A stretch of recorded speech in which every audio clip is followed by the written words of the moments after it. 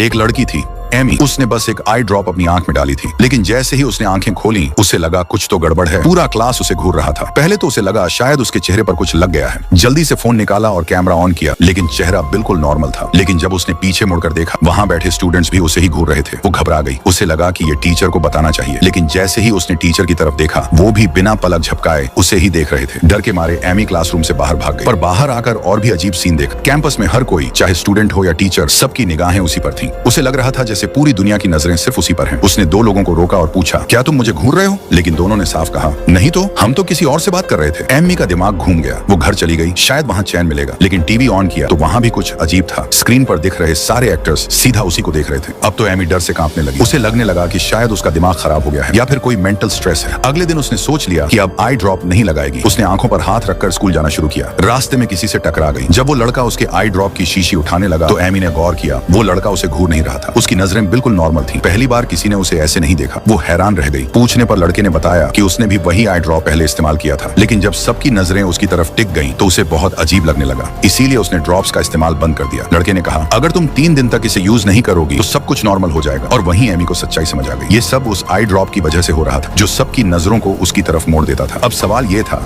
क्या वो सबकी नजरों में रहना चाहती है या अपने सुकून में जीना?